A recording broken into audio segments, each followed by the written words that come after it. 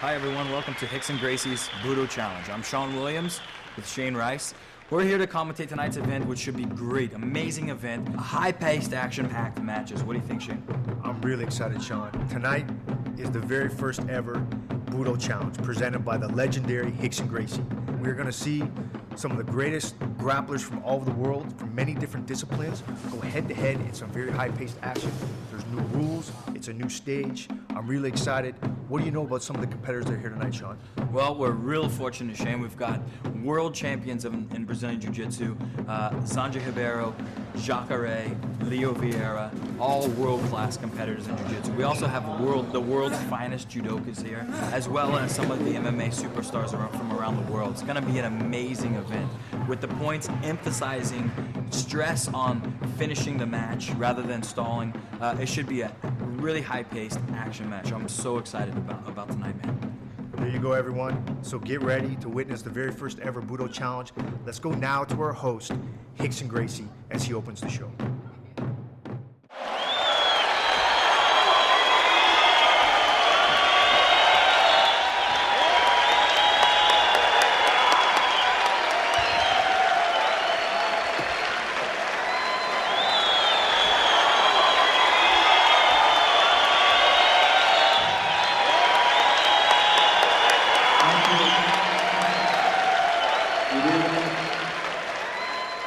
First, I'd like to say thank you and welcome you all for this one-of-a-kind event.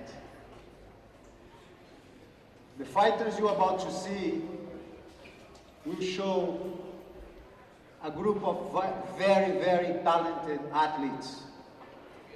But that's not all, because our mission is to search and to expose the mind, body, and spirit of the true warrior. On behalf of all of us in this production, once again, thank you and enjoy the show. Thank you very much.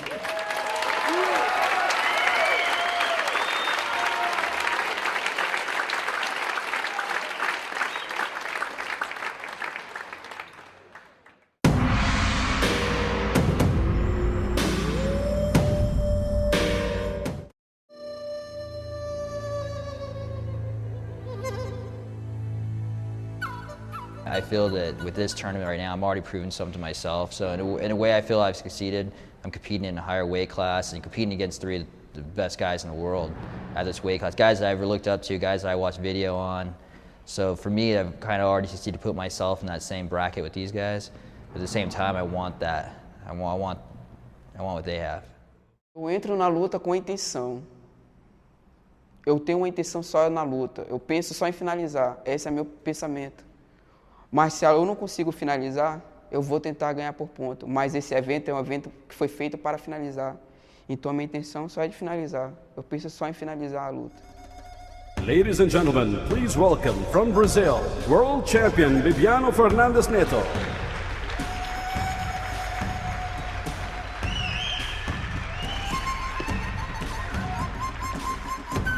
From the USA, please welcome Edward Sanchez.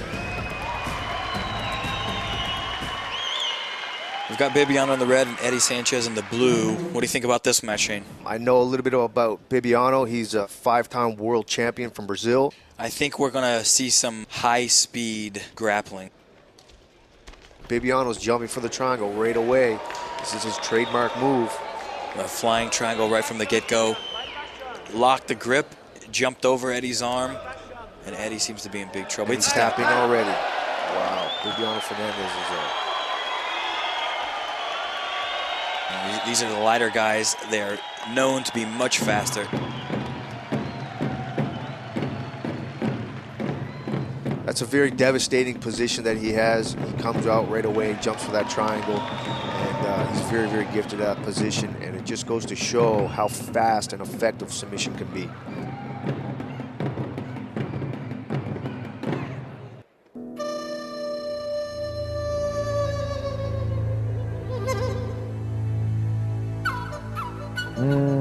負けることは怖いです。自分のその練習だとかやってきたことが否定されるということだと思うので、その負けることは本当に自分にとって嫌なことなので、逆に言うとそうならないために普段練習してるのだと思います。 Hello, I'm Maurice Gaffard. I'm from Belgium, from Antwerp. I live in Antwerp, I train in Antwerp, and I work in Antwerp. I never saw myself as a fighter. I don't even see myself as a fighter right now. It's great to have something which fits me, but which doesn't look like it. It could fit me. Belgium Open champion, Maurice Gaffard.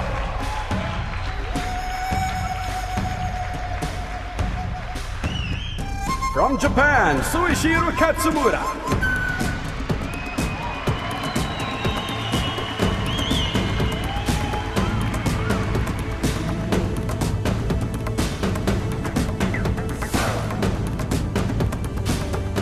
Okay, here we go with the Japanese fighter Katsumura and a European Gaffard. Both of these gentlemen here are jiu-jitsu fighters. This should be a very fast match. The light guys, they go at it pretty quick, and we should see some interesting positions here. I agree. Gaffard right away jumps to his closed guard, so obviously he's looking to pull Katsumura down to the ground from this position. Katsumura slams Gaffard, which is legal at the Budo Challenge, but he still is able to have the guard completely locked. He's trying to stand now in his posture. When a jiu-jitsu guy stands like this in his base, he's taking away his opponent's leverage, and he's more able to open the guard here and get a better position. And again, I have to stress that this is not an easy task for Katsumura right now. Oh, and he slams him again. That was a nice slam by Katsumura. Gaffard looks completely unaffected by it, and Katsumura's attempting a footlock position. Yes, the Japanese are very known for their footlock attacks. It comes from their MMA background, and now he's going for a heel hook. He's got an excellent heel hook on. His leg position is brilliant here.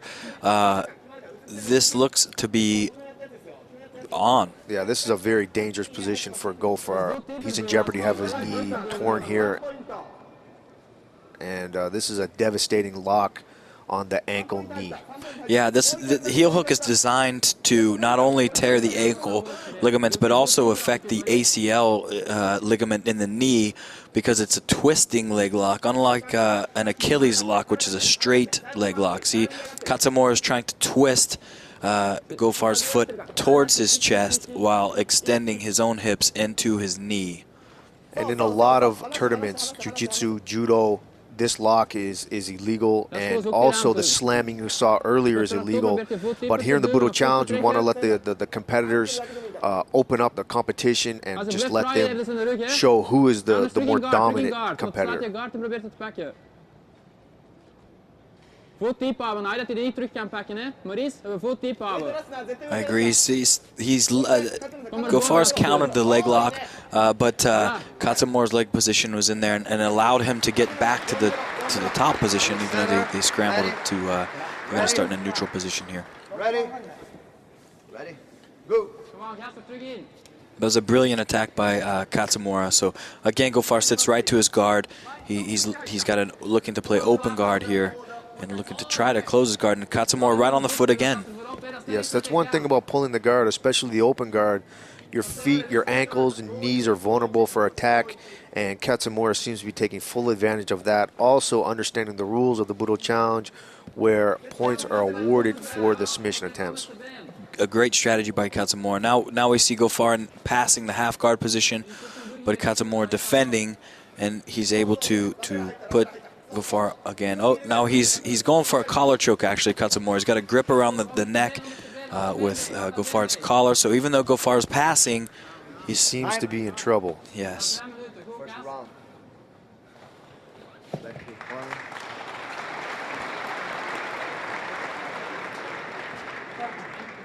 Okay. Go. Very fast-paced match. This seems like a very good matchup. These guys in stature and style. Yeah, it's a great style matchup. Here we see Gofar on the offensive, but Katsumura quickly gets past Gofar's legs. Moving into a head and arm position choke here. Now he seems to be going for a, I want to say, an arm triangle. At least that looks like what he's attempting. Arm triangle is very similar to the triangle choke with the legs, but you perform it with the arms. Yes, he is going for that. This move around the grappling community is commonly known as the Darce, but it's actually a teammate of mine named Danaher that brought this move to Renzo's, and I know many people out there are using this move a lot these days. Very common move seen in the grappling community. And Gofar has reversed the position. Now he's on top and looking to pass Katsumura's guard. It's great movement from these two guys. The light guys are always exciting to watch. There's a lot of movement. Neither one of these guys are holding each other in positions. They're flowing quite nicely, and really both of them are on the offensive. It seems like in a lot of the matches we've seen so far, it comes down to who can effectively pass or neutralize the other opponent's guard. Would you say that this is one of the most common positions in submission grappling? I definitely agree, Shane. The guard is such a strong position, so it takes years of training to get by it, number one, and then once you get by it, you're able to open offense, and that's what appears to be what these guys are trying to do, especially on the top. Their job is to pass the guard, as Gofar has passed the guard, and he's working for submission. Earlier in the match, it seemed like Katsumura was the one putting the pressure and being very aggressive. Now Gofar seems to have turned the tables, and he's putting some pressure of his own. For all you out there, I urge you, if you've never tried grappling before, to go out and try it. In grappling, you're able to train 100% and not be injured at all. Whereas striking, you're bound to get hurt. You're bound to get knocked out. You're bound to hurt someone else. And it kind of changes the whole mindset of things and the technical aspect as well.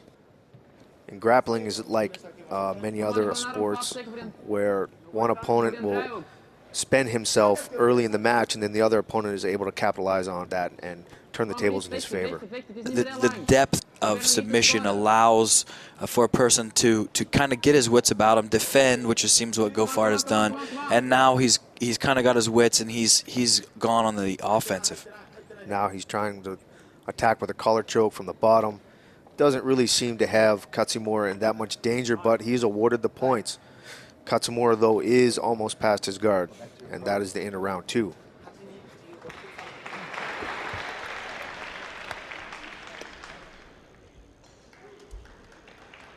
Going to round 3. Yes, this match seems to be a battle of the guards, with both opponents pulling and trying to pass. Guard being, once again, such a dominant position in the grappling community. And Katsumura going for the arm lock. Fully extended arm, but Gofar does a great escape and rolls out of the arm lock. And now Katsumura has almost a leg triangle. And once again, we're back to an open guard position. It's an interesting side note that these two are both playing guard it seems to be a huge part of their game, and beautiful reversal by Katsumura with the inverted American lock. And he gets points for that. Yeah, that was a beautiful attack from the turtle position, and then now he scrambles out, and Gofar actually has his own choke here going on. Wow, this is really exciting. This is from one submission to the next. This is what high-level submission wrestling is all about. Yeah, back and forth. This is when all the chess mentality comes back in. It's one attack and then a counterattack and then a counterattack, and these two have both gone from offense to defense to offense. Gofar looking for a single leg, and Katsumura looking, I believe, to execute his own choke. Katsumura trying to free his leg. He's almost on a top position here. Gofar does a very nice counter by freeing his arm, turning in to face Katsumura. Again, we see Katsumura defending his guard and working now for another collar choke, while Gofar is trying a leg weave pass here, trying to free his left leg out of Katsumura's guard position. He's tied up Katsumura's with Gofar's left hand so that Katsumura can't raise that right knee in front and above the shoulder, which is what Katsumura's he's attempting to do to get back to his guard and once again go for a collar choke. Now Gofar is going for his own ankle lock, which we saw Katsumura attempt earlier in the match. Doesn't seem like he has it in too deep, but he could very quickly turn this into a dangerous position. Katsumura defending well by controlling the gi, not letting his opponent extend his body away, which he would gain leverage from. And now we're back to a guard position. This match seems to be repeating itself. These two are look exactly, they both have identical games. But Katsumura's defense is too good, and then the time runs out. That's the end of the match.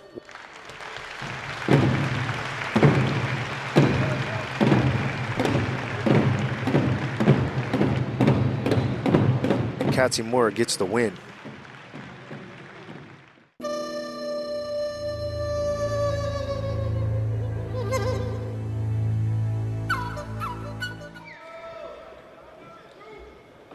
Okay, here we go with Bibiano Fernandez and Katsumura from Japan. What are your thoughts on this match, Sean? I think we're going to see some high-speed grappling. These are the lighter guys. They're known to be much faster, and Bibiano is one of the fastest at submission in jiu-jitsu. Wow, there we go. Katsumura coming, jumping the gun right away, but got put in a bad position right off the get.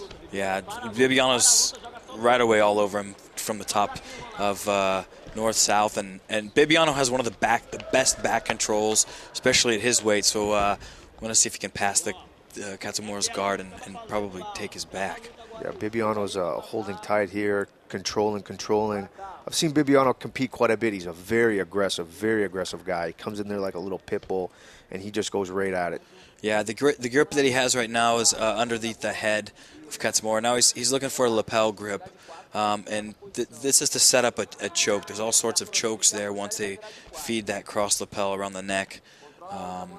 Yeah, the gi becomes almost like a weapon or a third hand in a lot of these positions. Absolutely.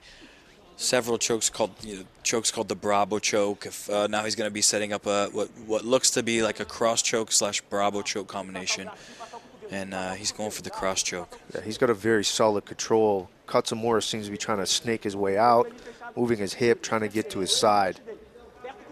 Katsumura needs to take his hands in between Bibiano's and get it to the side of his head. This looks pretty deep.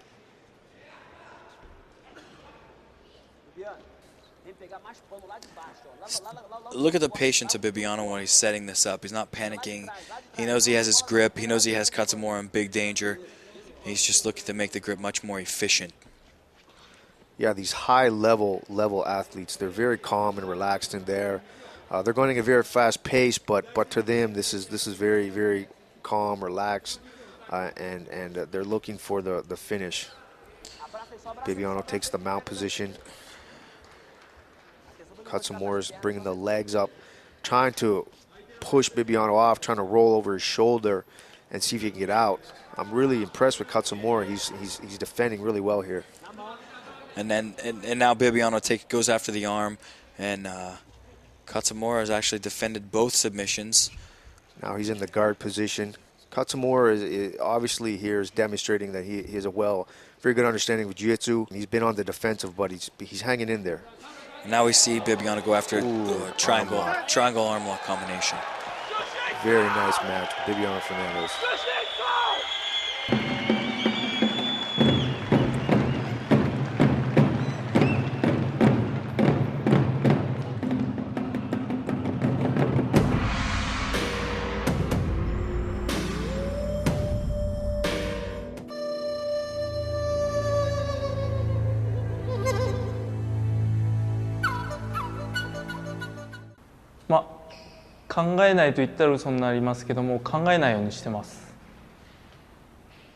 It's not like you really think about the moves, it's more like you have a reaction to whatever is happening because you practice a lot in the school. If I'm really stuck, I sometimes watch to the side to my brother, see if he has any advice, but most of the time it's just flowing. Ladies and gentlemen, please welcome, from Belgium, the Dutch and German Open champion, Michel Goffard. From Japan, the Pan-Pacific Judo champion, Koji Komudo.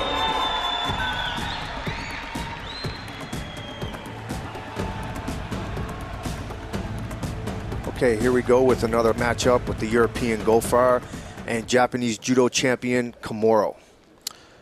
Yeah, we saw Goffard's twin brother fight earlier, so it'll be interesting to see if he has the exact same game or a different strategy. And Goffard going right to the guard, and Komuro looking for an arm lock early on. With a quick pass, almost an arm lock attempt. Now Goffard trying to reestablish the guard position or go for his own arm lock. Komuro demonstrating the effectiveness of judo, and they do have a wide variety of submission attempts. Yeah, we're seeing how good Komoro's base is right here, and he's got a knee through the middle of the open guard.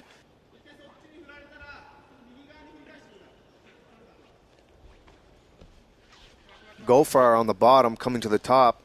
He was trying to step around to the back. Komuro is now in his open guard position with a collar choke on, nice and deep. He's tapping, but the ref doesn't seem to see it. And now finally the ref steps in after Goffard's tapping quite a bit there. That just goes to show how deep and fast some of these submissions can go on. And 1 minute you seem like you're safe, and the next minute the blood's getting cut off and you're about to pass out.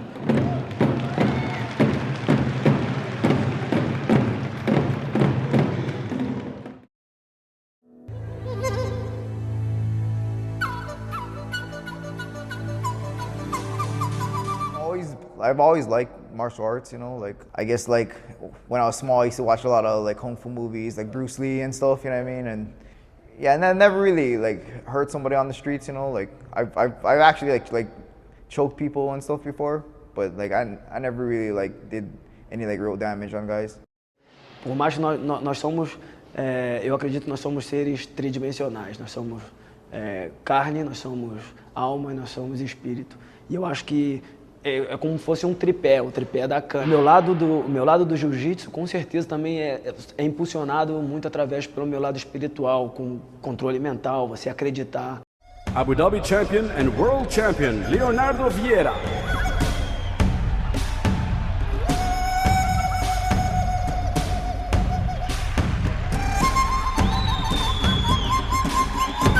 From the USA, Barrett Yoshida.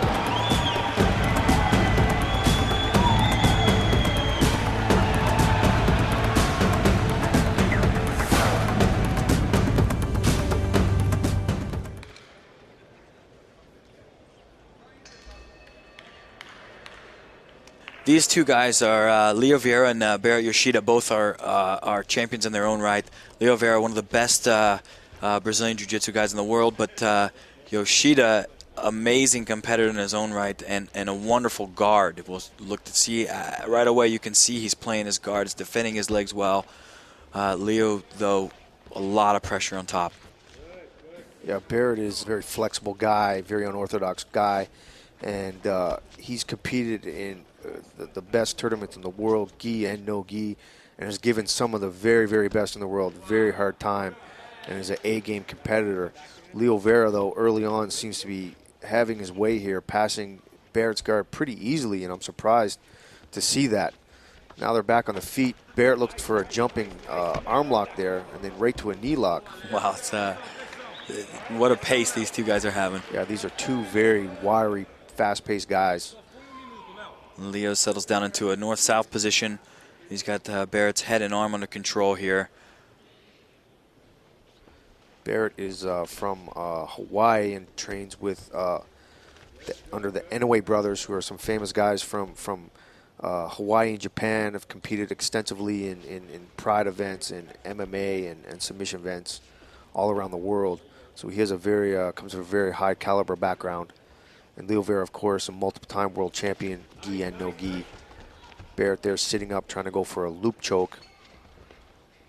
Yep, what Leo's doing is trying to isolate a leg right now, and Yoshida is doing a really great job of keeping his legs into the middle of Leo Vera's arm and keeping at least one leg free at all times, making it very difficult for Leo Vera to pass the guard. And Leo has passed. That was a wonderful pass, yeah.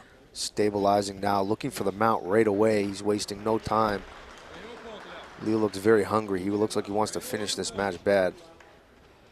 This would be a good win for Leo. Barrett is a big name in the grappling community. He's also competed quite a bit in MMA and has a very good record in that as well.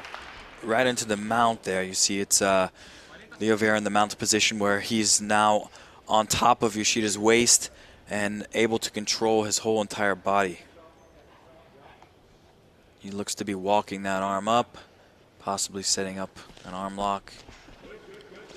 Barrett trying to bridge him over. Leo showing great base. Some of the timing on some of these moves, you just can't bridge your way over. You have to wait till your opponent gives you the weight in the right place, and timing is crucial. You have a split second to react when you feel your opponent's weight. Leo looking to pass again. The round is over.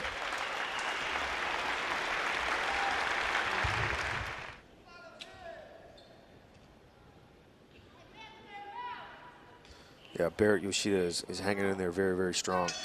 And both of these guys can pull a submission out of nowhere, so this definitely is a very competitive match. Nice foot sweep to into the Barrett, recovering the guard nicely. These two guys are amazing. The movements. Leo seems to just try to sometimes jump and cartwheel over the guy's guard. Very unorthodox style. I'm sure it's very hard to defend against that. You never know where he's going to come from. Once again, he's almost got a pass established. He's controlling that bottom leg, which can pretty much eliminate your opponent's potential to recover his guard. Yeah, Yoshida needs to get his head to the inside of that grip. He's got a head on the arm in, but Leo's got control of that bottom leg there, and he's going to stabilize the cross-side position here. Barrett on the bottom, looking very calm and relaxed, though. Leo stepping the foot in. He looks like he's going to try to go for a mount, but no. Yoshida needs to get the arms in, or Leo Vera mounts. Because of Yoshida's arm position, he was completely out of position there. It left him vulnerable, and Leo Vera took advantage of it and quickly mounted. Leo staying tight on the mount. Now he's stepping off. Leo seems to have great weight, great control from the top. Yeah, he really does. Yoshida's doing a good job of holding him at bay, but Leo's having his way with him right now. Now Leo for the mount for the third time, I think. Although he hasn't really been able to establish any solid submissions here. He's controlling the pace very, very well, but Barrett has recovered pretty good from everything that Leo's thrown at him so far. Yeah, Barrett's made his escapes look fairly easy right now, and that's that shows his credit because Leo Vieira is a world-class jiu-jitsu guy, and Barrett is able to escape repeatedly, and that's no easy task. Also probably shows from the years of experience of the vast competition he's had. You know, he realizes he's probably, you know, being dominated a little bit, but he knows, he believes in himself, he's confident, and he thinks that he can still pull out a win. Yeah, and that's Barrett's showing great heart here, even though he's getting outpointed. He's still fighting, and again, it's submissions can come at any time, and submissions. That's the beauty of grappling is if Barrett's able to bring a submission out, it'll be a victory for him. It doesn't matter how many points he's down or how out positioned he is. If he finishes Vieira, it's over.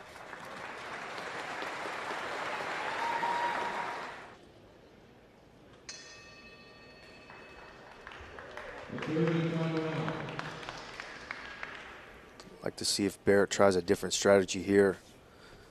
The last 2 rounds he was dominated from the bottom, but no, he goes to the guard again. Seems to be his signature position, but he doesn't seem to be getting anything started. Yeah, Vieira's doing a great job of shutting Yoshida's position down, and there he goes again, just passing the guard. Man, he passes the guard so effortlessly. Yeah, he's really showing us stuff here.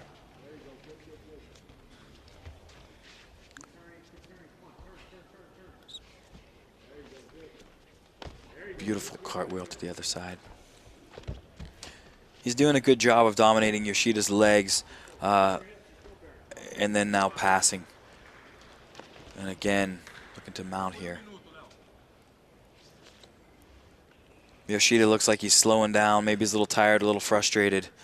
This is a dangerous time for the guy on the bottom because once Vieira feels that, he can start moving in for the kill here, and it looks like that's what he's doing. Yeah, he seems to be feeding that collar, looking for that collar choke.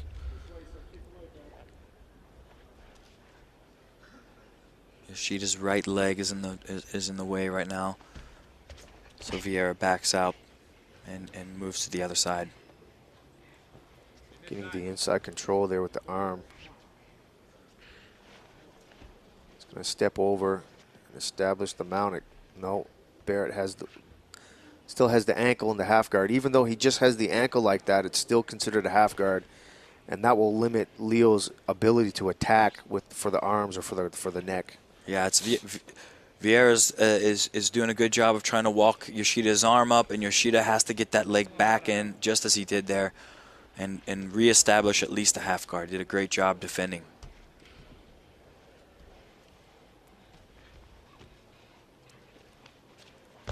Vieira's pressure seems to be just a little too much today for Yoshida. Putting pressure to pass again. Yes, having to fight from the bottom like that for 3 consecutive rounds has got to be wearing on the body. I'm sure Yoshida is starting to feel a little fatigued at this point, and is just looking to survive this match.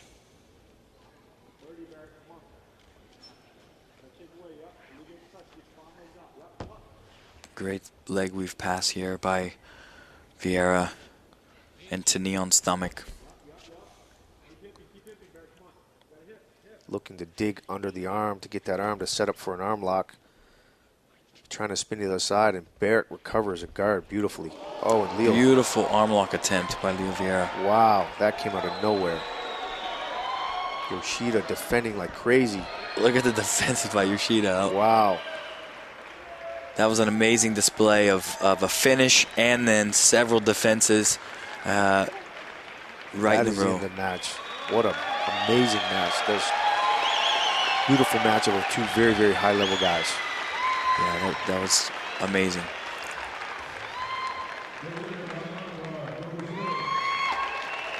And Leo Vieira pulls out the win. The camaraderie there. Opponents showing each other respect. Yeah, it's important to note that you'll see that time and time again too. These athletes hold each other in the highest regards. Everyone knows how hard training is. Everyone knows how hard it is to get to this level. This commands the utmost respect. This will be an interesting matchup. Komoro, an extremely high-level judoka. Vieira, unbelievable at pretty much everything, actually. He has great wrestling ability, great passing, great bottom game. So yeah, Vieira is very exciting to watch sometimes. He almost looks like a gymnast in there doing jumps and flips and spinning, and he's a very, very devastating, talented grappler. yeah, really is. It's going to be about grip fighting here for Komoro, looking to set up his grip so that he can go for a judo-style takedown, looking for an Uchimata. Leo showing great base. Leo's pretty gifted on his feet himself. He has a mix of wrestling and throws, and he just has a real natural agility about him. And he seems to be able to counter most of his opponent's takedowns and turn them into his positions. Yes. And here he is pulling a guard.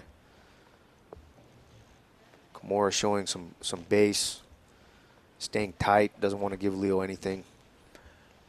Vieira in the guard position, which we've seen and we will see time and time and again in this tournament. And it's the best position for the guy on the bottom is definitely the closed guard. There's a slew and variety of attacks from this position: sweeps, submissions, and definitely the best position for the guy on the bottom. And what would you say about if this was in a self-defense aspect? You definitely, if you're on the bottom, want to be in the guard position. As far as self-defense goes, yeah, I mean, if you were on the street and, someone wants to throw you to the ground or force you to the ground, the guard here, and here's Leo Vieira attacking with a sleeve choke on the neck of Komoro. Seems to be pretty deep, and Komoro defends it well. Back to what I was saying about the self-defense, if you're being forced to the ground and you can get yourself in a closed guard position, your legs are very, very strong, and you're able to tie up and control somebody, and keep them very tight. And it's very difficult for them to punch you. You're tying their arms up, you're tying their head up, you're tying their legs up, and then possibly sweep them or submit them and then subdue them from attacking you. So the guard is a big self-defense position. So, but in this level of tournament here, these guys just take it to a whole other level.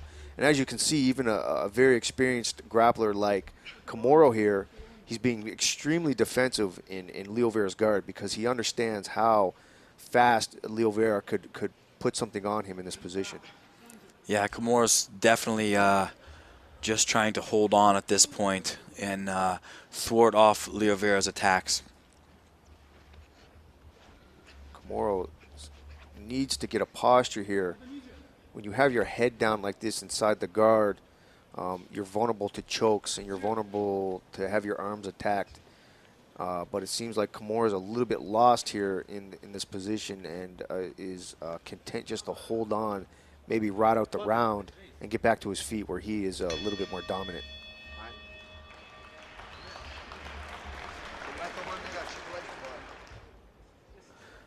I expect in this round Leo Vieira is going to change his strategy, and I think he's going to try to pull something really fast here. He does not want to get trapped on the bottom again with someone just holding on to him. Yeah. He's come here to put on a show, and he's going to try something. Looks like he's going for the legs. Komoro defending well. Possibly setting up. Oh, beautiful takedown by Komoro. That was an excellent Tomonagi-style takedown by Komoro. And now Vieira's working back to his guard. He's working an open guard.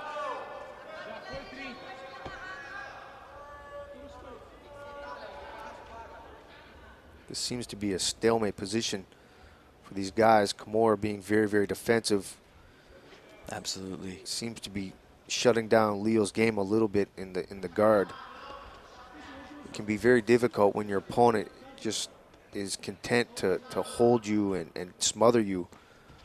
And it makes it very difficult to open up the game. Vieira getting angles out here into the guard. He wants to get out to that right side. He's definitely getting a strong angle. Maybe he can possibly bring his left knee through the gap here. He's starting to work himself out the bottom. Looks like he can maybe slip to the back here. Komoro's holding on very tight.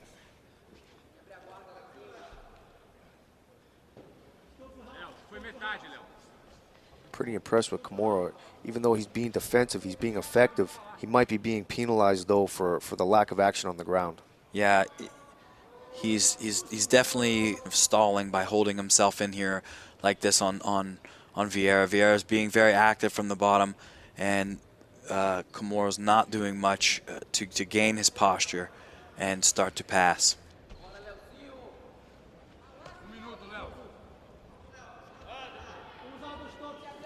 And once again, like we explained before, with the rules of the Budo Challenge being emphasizing submission attacks, this is the type of thing that the Budo Challenge is attempting to get away from, where you have people trying to ride out matches. And here's Leo Vieira, the Budo Challenge here. We want to see you going for the finish and showing who is truly the better athlete. Yep, he's working with a guard that I don't know anything about, although it's called the Williams guard. He's working it out from that. The Williams guard. It's when you bring he brought his right hand underneath his right leg, and he had Kimura's arm isolated underneath there, but now he seems to have moved on and really working on some collar. See how he's bringing his hand underneath his leg. There's a very offensive guard from there with a lot of different setups, but Kimura did a great job to neutralize that, keep his head in good position.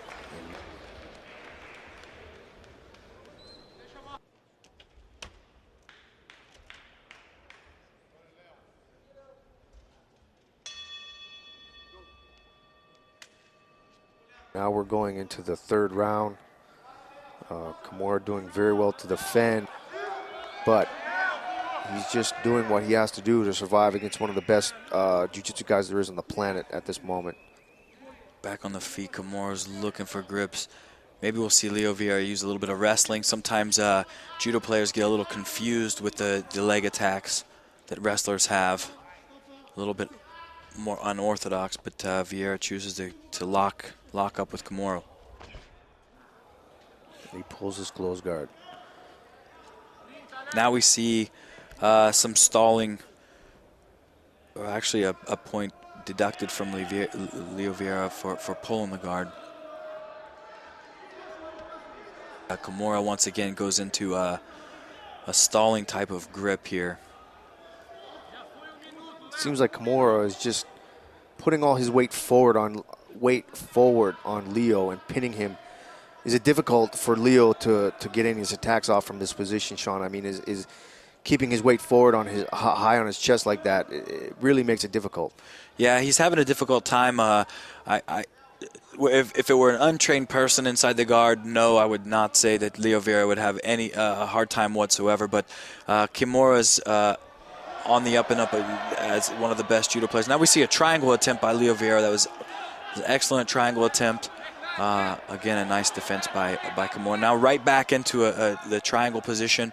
Leo Vieira has what is a reverse triangle position and now switches back to the omoplata. This is a brilliant display of submission attempts right here by Leo Vieira. And now he comes back to the feet. Wow. And that's why I believe Kimura was so hesitant to open up at all from the closed guard, because right there was a barrage of finish holds. Now we see Kimura on the bottom. Leo went for a takedown. Kimura pulled his closed guard. And now is the position is reversed once again, and Kimura now on top. But he seems to be in a little danger here. Yeah. Back into the triangle position. Vieira has a strong angle on Kimura. Now Kimura did a great job of squaring him up from into the closed guard. But again, we just saw how when Leo gets loose, he really goes on the attack. He's pushing Kimura's head, trying to create some space, maybe to set him up for some type of choke. It can be real frustrating. I've been there before, and I'm sure you have been there before, when you're trying to work and your opponent's kind of content on just hugging your hips and holding you in position. Yeah, there's nothing worse when you're trying to open the game up a little bit and your opponent's just content to hold you down and can wear you down. And that's the end of the match. Leo's going to take this just because of so many submissions he threw on there.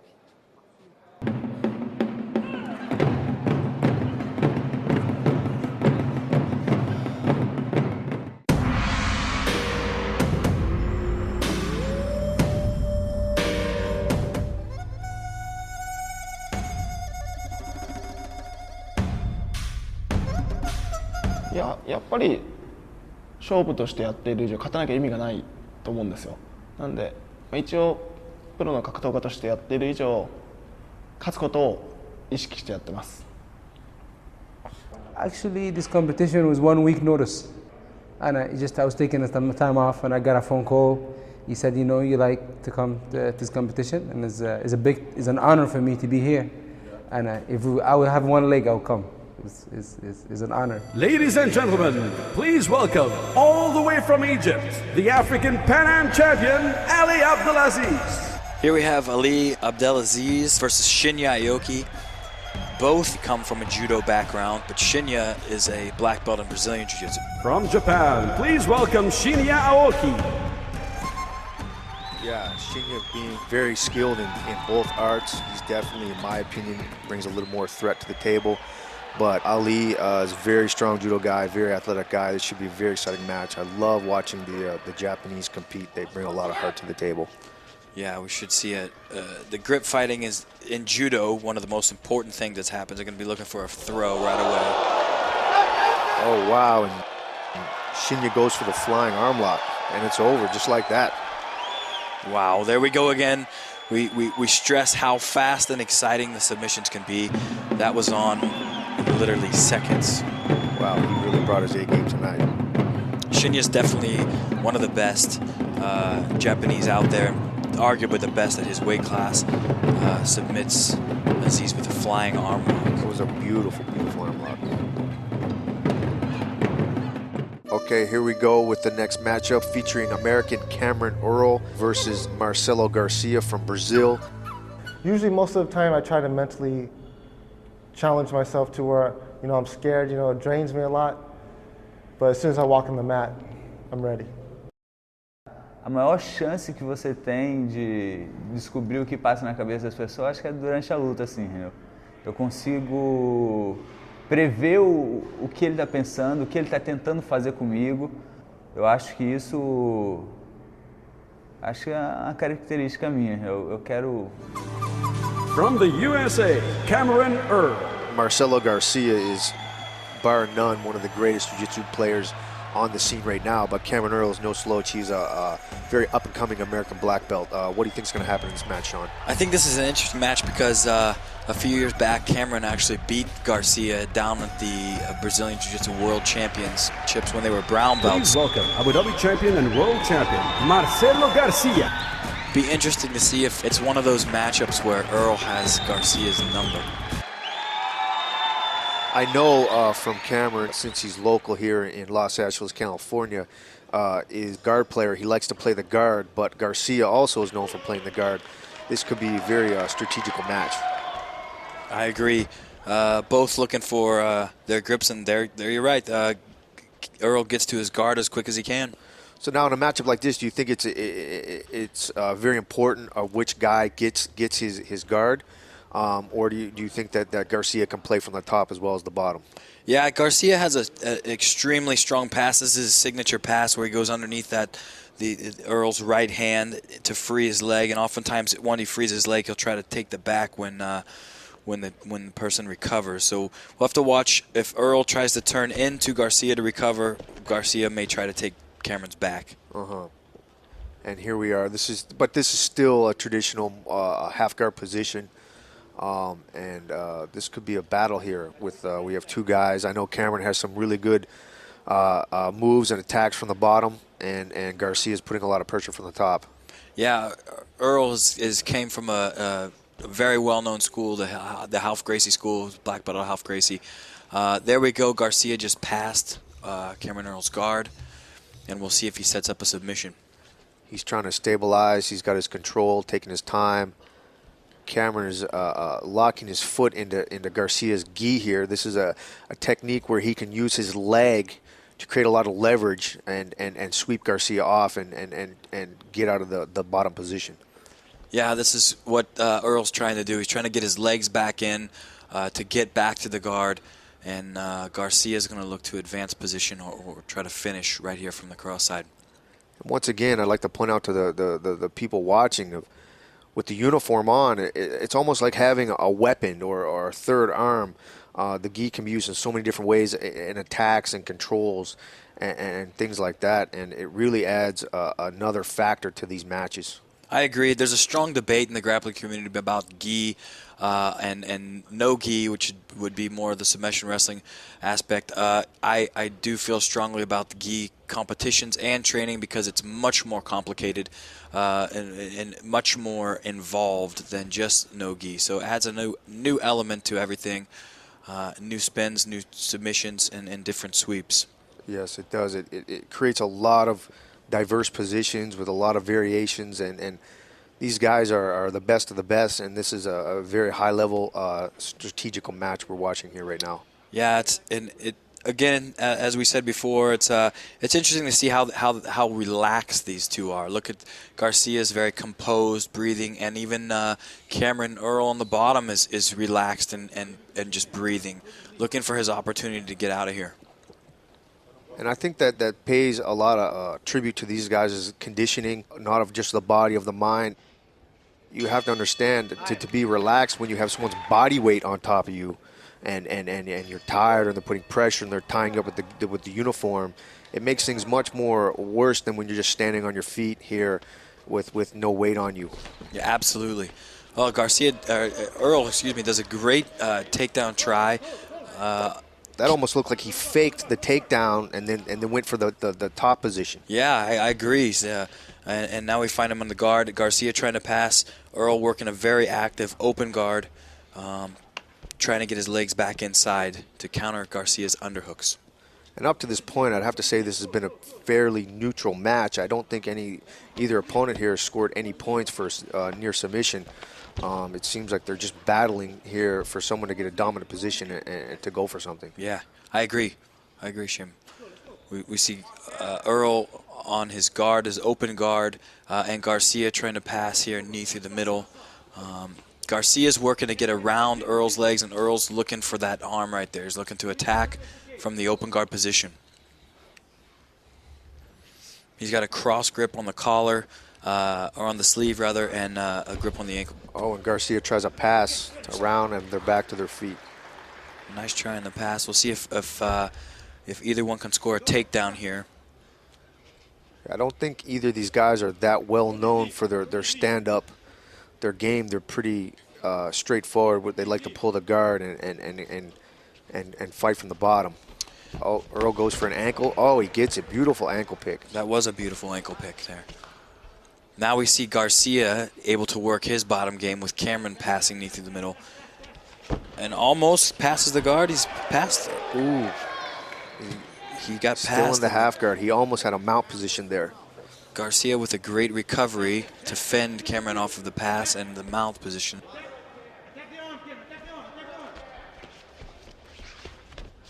And he's trying to come to the top, and they're back to the feet.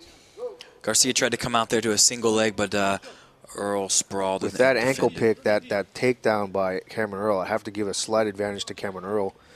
We see the two grip fighting here, trying to establish grips for the most dominant grip. This gives an opening for the takedown. Right now you see Garcia letting go. This would be a great time for Earl to do a shot when he has the most dominant grip or Garcia has a lack of a grip. Sometimes with the judo players, they try to force their opponent to put weight on them, to give them some leverage, and then they can go for a takedown. That was a beautiful, again, we saw that earlier, Earl trying the takedown, almost faking the takedown and looking for that seems to be working for him well. It's working very well, I agree. Garcia going for a double leg takedown. Cameron defending very well, very good base. And he gets it to the ground where he neutralized Garcia's takedown attempt there.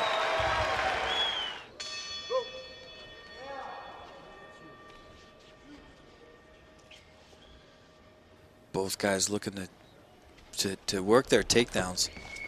Cameron obviously has some very good attacks from the top game. He's been more dominant on the top than Garcia.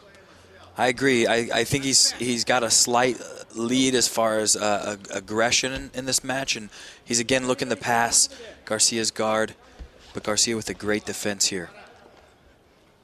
Now looking to possibly set up a Kimura attack from the half guard, which would be an arm attack on Garcia's far arm, on Garcia's right arm. Earl's trying to get underneath and possibly attack. Seems like Garcia's trying to snake out to the back under Cameron's leg. He's very, very well known for that position, sneaking out to his opponent's back, and he's very dominant from the back position. Here goes Earl on a footlock, the toe hold.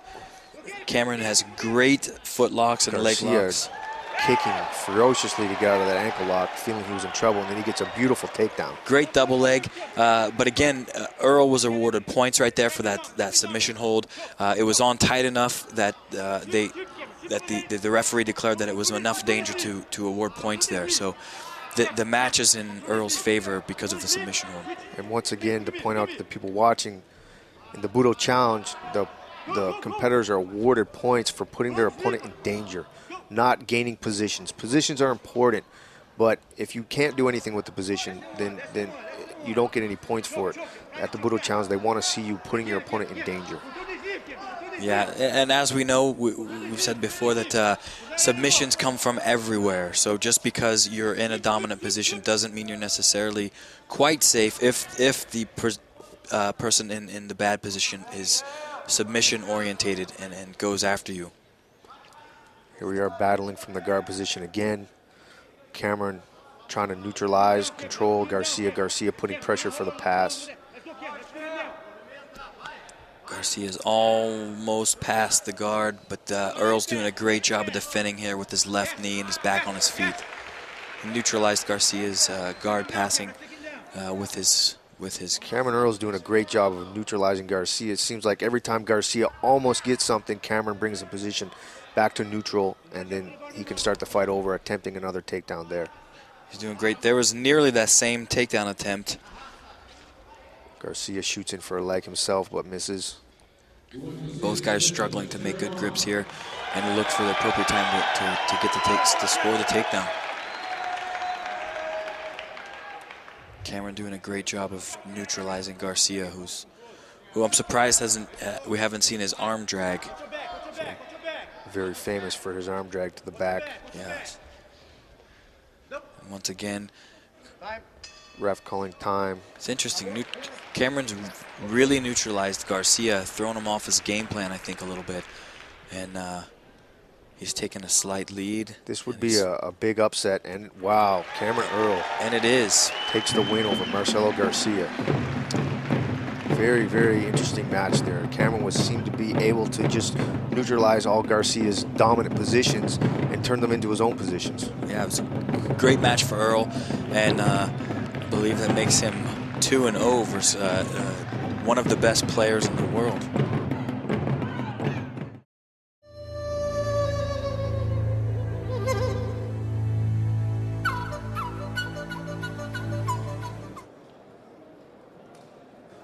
Okay, they're getting ready to start the match. Yeah, we're going to see some grip fighting to establish dominance over the standing position, most likely. Oh, and there he goes for a jumping triangle. Attempting a footlock position. Yes, the Japanese are very known for their footlock attacks. His leg position is brilliant here. This looks to be on.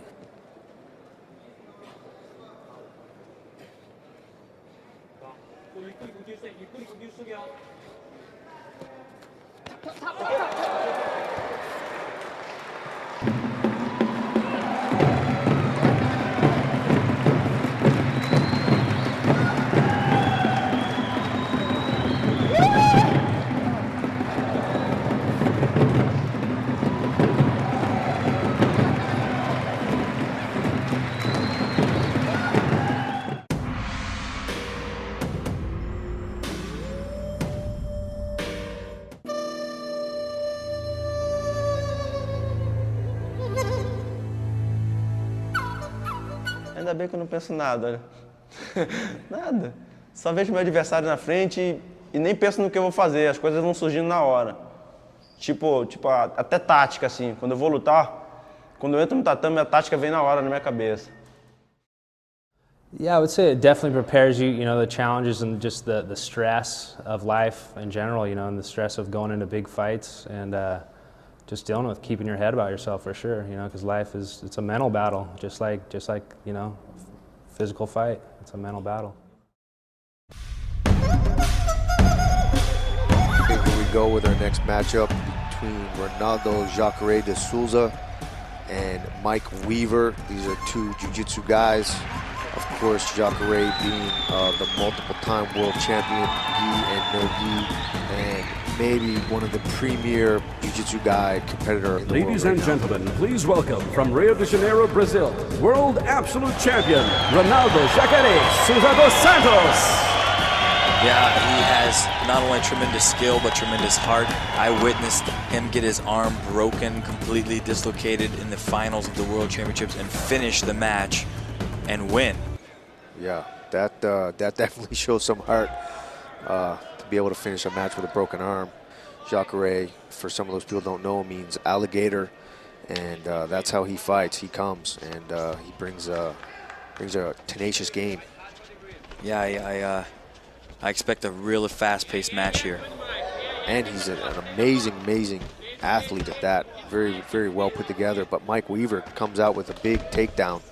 Yeah, Jacare right back in the half guard with a great position. Oh, and he steps through with a beautiful hip throw. Beautiful hip throw. So now he has Weaver on his back, across his side, and this is not a position where you want Jacare to be on.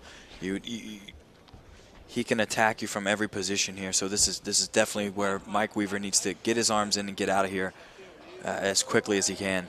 Mike Weaver scrambling to try to get Jacare's foot there for the half guard, but Jacare setting up a sleeve choke with the head and arm inside. Oh, wow. Beautiful submission attempt here. And he looks like he has Mike Weaver in a lot of trouble. Yeah, he does. That looks very, very tight. It's an Ezekiel-style choke with the arm inside, almost like a head and arm triangle. Weaver's fighting to get out, and Jacare's got that on tight. Yeah, Weaver's in big trouble. He's going to throw, Jacare looks like he's going to put the hooks in. Oh, now he switches to the arm lock. That's what's so beautiful about jiu-jitsu. You can flow from one submission attempt to the next. Jacare putting a lot of pressure on the head. He's going to try to break this grip. He's going to swim under with the second arm, use the legs, pinch the knees together, get his posture. And now it's basically Jacare's entire body versus Mike Weaver's arm. And there he sinks in the arm lock for the win. Yeah, that is a great finish by Jacare. And you said it best, Shane. It's Jacare's whole entire body on Mike Weaver's elbow. So that's the beauty about jiu-jitsu, is that you're using your whole body to isolate one limb.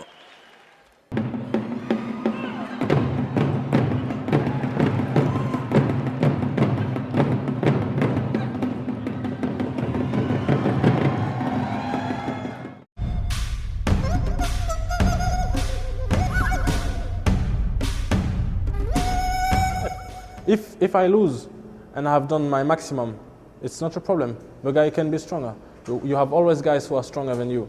But if you lose and because you haven't done what you had to do, or because you were afraid or not well prepared, it's very bad.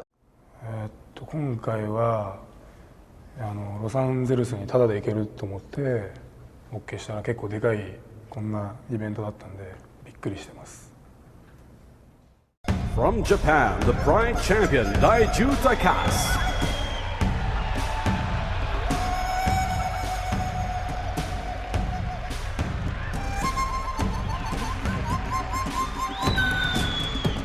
From France, Paris International Grappling Champion, Carla Musu. Here we have Takashi coming from Japan, and Amasu coming from France. Both have a strong background in judo, but Takashi, I know he has He has a pretty wicked guard, so he likes triangles and arm locks from the guard, and he's very, very diverse. This should be an exciting matchup. Takasi is also a pride fighter, MMA fighter, so he should bring some of that experience to the match as well. Beautiful takedown by Amasu. And here we are in Takasi's guard. Yeah, this is right where he wants to be. Amasu showing some good base. He would like to try to control Takasi's legs and step around to the side. Right now, Takasi has the grips that he wants, and Amasu looks like he needs to put a knee through the middle of the legs because Takasi's legs are free to work right now, whatever submission he wants to go for. He's got great leg work. Takasi looking for the foot sweep to the arm lock. Amasu showing good base, being defensive. He doesn't want to let Takasi control his head like that. One thing we talk about in jiu-jitsu, especially inside the guard, is posture. You have to have a good posture. And by posture, it means keeping your head up, keeping your hip in, and keeping a great base. And there you go, seeing Takasi with a beautiful sweep because Amasu had a bad posture. And right away, he took advantage of that and put Amasu on the bottom. And he's now on the Amasu's half guard, looking to get the grips that he wants. And that left arm underneath Amasu's head is going to help him pass Amasu's half guard. Yes, a lot of times controlling from these bottom positions, controlling your opponent's head and limiting his movement by controlling his head is very advantageous. As you see, Amasu was controlling Takasi's head from the bottom as well. Takasi is now in the side control position, very dominant position. He's going to look to either secure a mount position from here or try some type of submission. Amasu is struggling, but Amasu it would do him a little justice to get that right arm back inside and control Takasi's hip, because if he doesn't, he's going to fall victim to a head and arm reverse triangle. Takasi stepping over for a reverse triangle here. This is a great position because Takasi could finish on that triangle or finish on Amasu's far vulnerable arm. And it looks to be very, very tight. Amasu seems to be in a lot of trouble here, and he's about to tap, and he does. And he gets the tap. What a nice submission. And Kasi seems like he might have pulled something in that submission attempt there. Maybe he pulled a hamstring or he has a cramp or something. There was a lot of tension in that choke. Yeah, he looks a little hurt. Possibly his back. And you see the camaraderie. Amasu right there making sure Takasi's okay, even after he was just tapped by him. These athletes, they bring so much to the fight. It could be anything from a little bit of dehydration, some cramping. He might have pulled a muscle in his back. I think you're right, Sean. It looks like he might have done something to his back.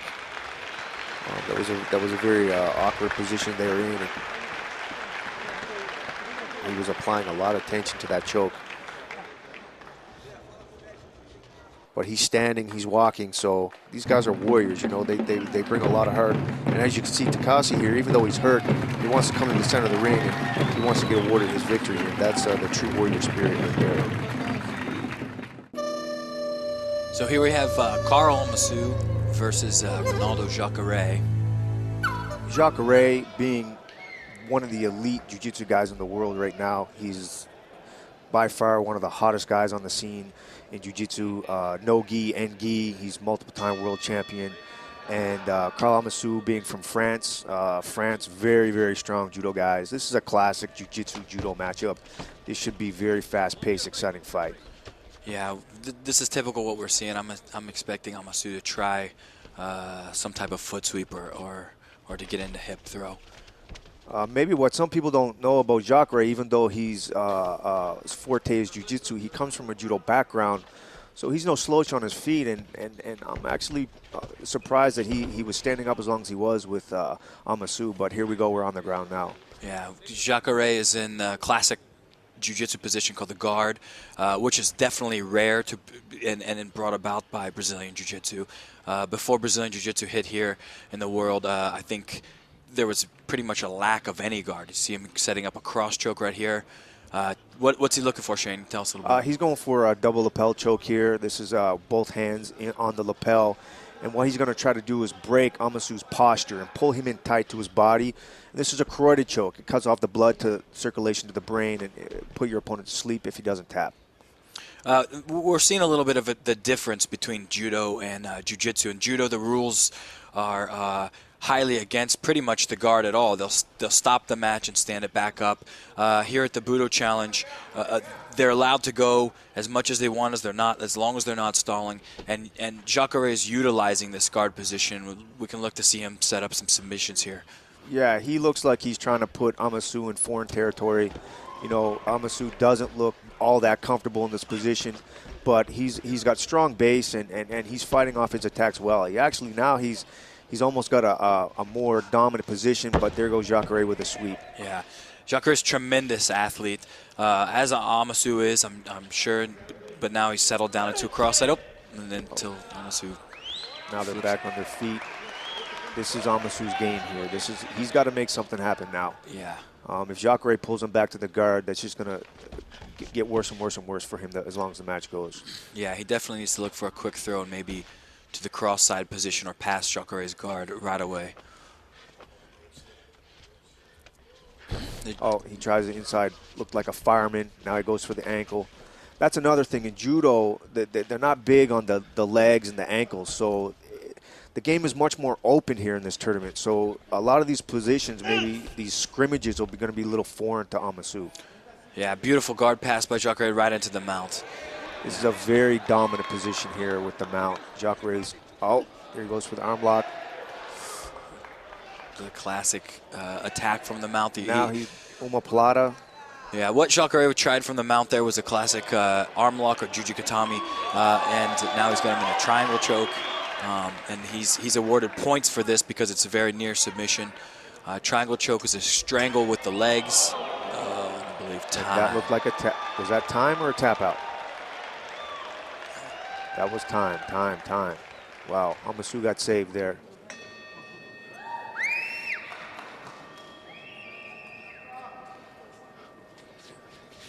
That's another unique thing about this tournament is the round system. Before, in most submission matches, there's no rounds. It's one duration, maybe 10 minutes. But now this event has broken the matches down into three-minute rounds. Yeah, which I think it creates a much more active match. Guys can be a lot more active. They get 3 minutes and then they get a little rest after the 3 minutes, which there, again, brings about much more action. Right away, Jacare jumped to the guard, and now he's right back in the triangle choke, which Amasu was saved by time before. Yeah, Amasu looks like he's having a lot of trouble. Now he's tapping with his foot. Very nice. So what we saw there, Shane, was Jacare taking advantage of the guard position and submitting from the guard via triangle choke. It seemed like a very strategical match.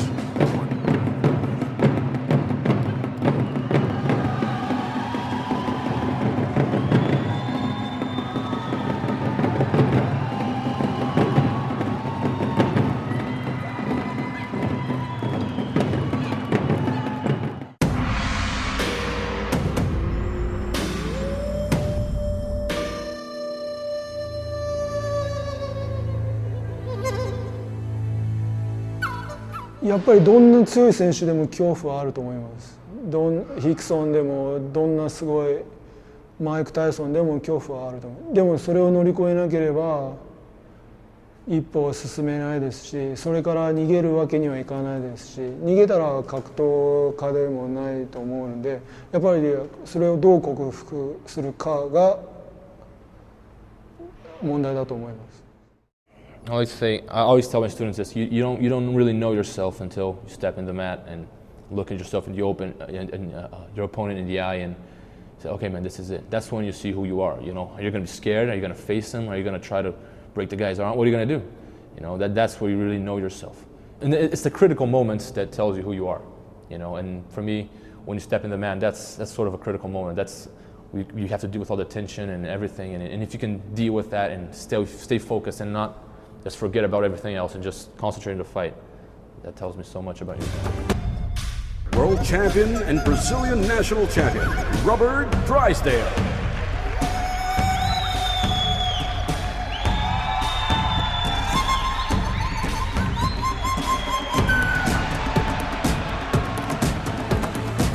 From Japan, please welcome Kiko Kunihara.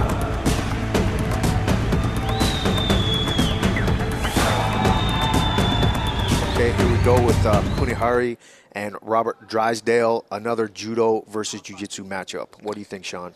Well, I know Drysdale's the current Brazilian Jiu-Jitsu world champion. Great flexibility, great guard game. I don't know much about Kunihara except for he's a very high-level judoka. And Drysdale right away going to the guard, has a lot of respect for Kunihara's judo, obviously. I think it's the best move for Drysdale. He's trying to shin-to-shin guard sweep. And look at that, has the back. Wow. So what did Drysdale do there to get on the back, Sean? It's a guard called shin-to-shin guard. He puts his shin in front of Kunihara's guard, and I believe he actually attempted a sweep. And here we go with a rear naked choke attempt by Robert Drysdale. Right on, he's got the back, which is the best position in jiu-jitsu, I believe. Doesn't look like the choke is that deep. Is it a lot? It looks like a lot of pressure on the face jaw area. It definitely could be. He's tapping. It definitely could have been pressure. I agree with you, Shane. I think he may not have it quite right on the neck, but the pressure from that choke alone will devastate your jaw. Yeah, it's an extremely strong grip. I believe they can probably break someone's jaw in that position, and it's extremely uncomfortable. And Robert got the tap from that choke.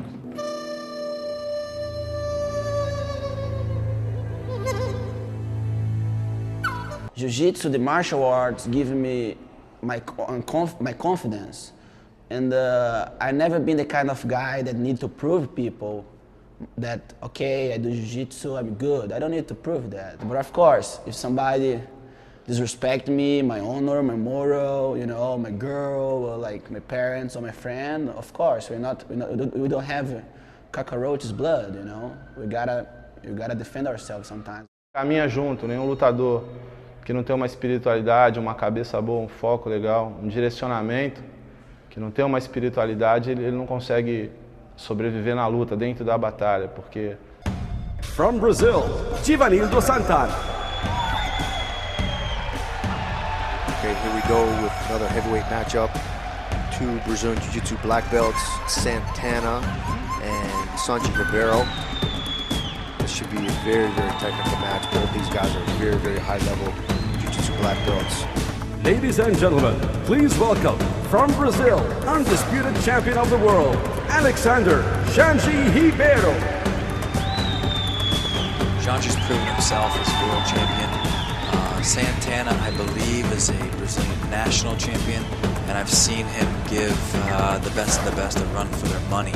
Now, what do you know about Santana? Is he a bottom player? Will he play the top game? I believe he is more of a bottom player. It's going to be a tough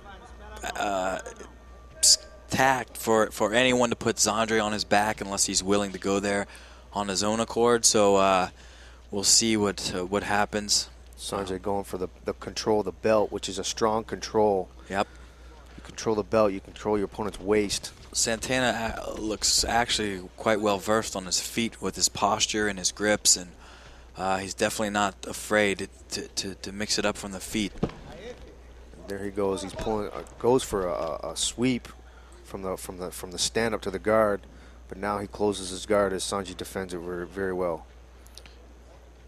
He's removing the collars. He's most likely going to look for it to go for an arm or a choke, and Sanji opened the guard very quickly that time. Here we are in the half guard position. Sanji trying to stabilize the position. He looks like he's going to put some weight, maybe come across the face once he gets under this arm and tries to pass. Yeah, he has a great underhook here, but Santana's underneath the leg there, which can pose a problem, but Zandre is now too strong.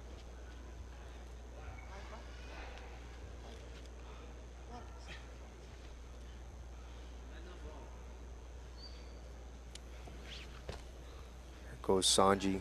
Looks like he's stepping over Doesn't look like he quite has the arm that deep, but he's trying to step around.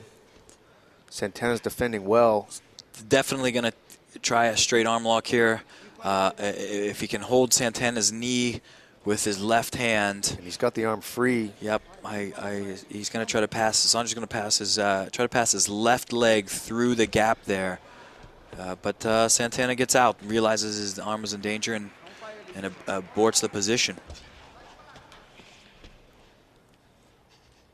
And that's something that the guys always have to be aware of is if they're in a danger of a submission, sometimes you have to give the position up. Santana rolling to his knees, giving his back, trying to roll back to his guard. Now, from this bottom position, Sean, Santana ultimately wants to get his closed guard. Definitely, Shane. I agree with you. Right now, he's settling for half guard, but he wants to try to push the match into the closed guard, where he's got a lot more offense than the half guard. Zandra's setting up a choke right now, going for a choke with the collar there. Santana is trying a knee bar from the half guard position, which would try to lock Zandra's trapped leg out, but it failed, and Zandri right around. Oh, and Santana spins and almost comes to the back. They're back on their feet. There's a nice reversal by Santana to bring the match back to the feet. That's the end of the first round. Very exciting match. I think that first round was pretty even there, so we'll see what happens here in the beginning of the second. Both grip fighting, looking for superior and dominant grips to set up their takedown. Controlling the head position seems to be very important from the feet. You can keep your opponent's head, pull it down. He has a bad posture, and looks like the opponents are trying to battle with the head position.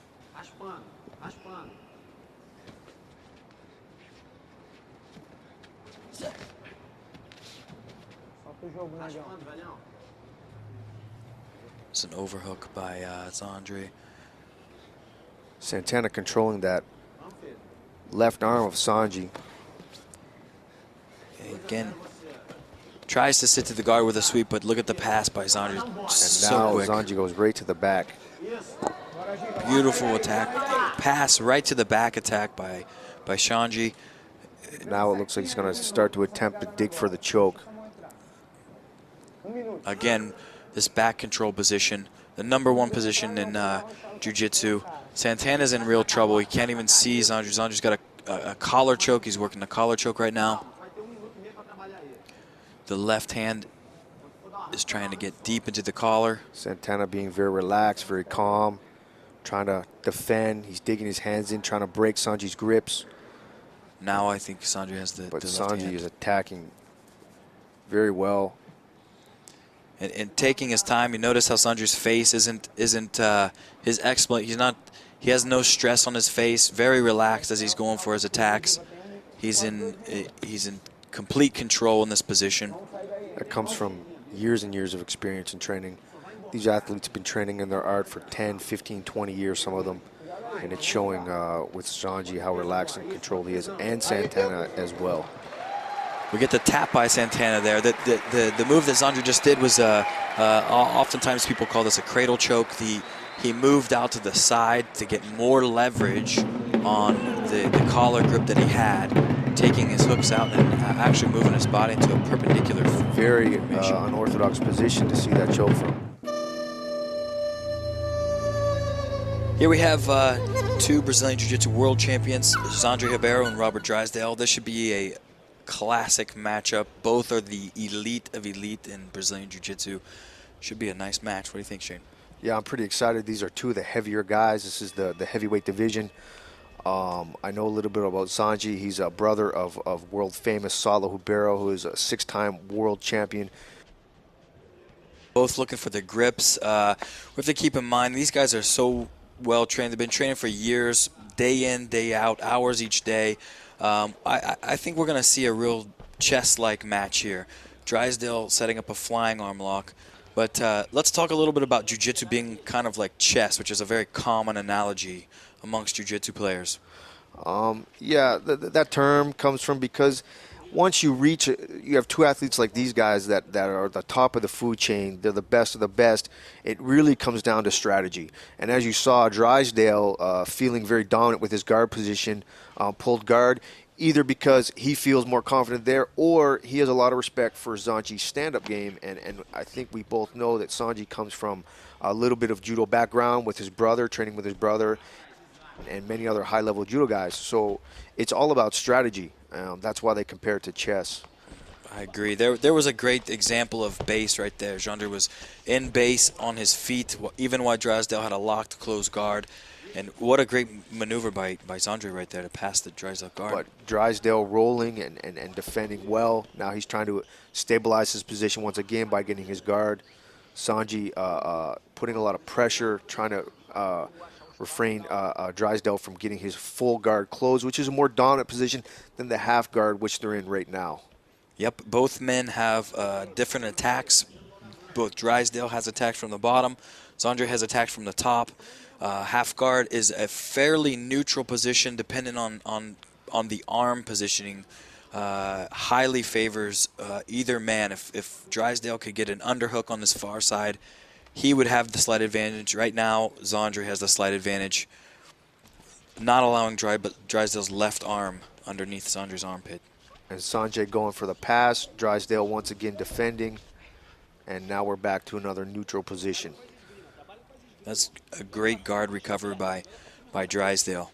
Once again, back to the strategy there. Drysdale was reluctant to stand back to his feet, obviously giving a lot of respect to Sanji's stand-up game. Yeah, I completely agree there. Now he has a butterfly hook with his left leg. That grip that he has on Jandre's arm can completely neutralize Jandre's pass, and Jandre's going to have to free that, but he goes for a very nice footlock. Good, nice transition by Sanji here. He was being neutralized, and now he's turning it into his attack, knowing that in this tournament, the Budo Challenge, that emphasis is giving to the submission attempts and not the positions. Drysdale's doing a good job to defend.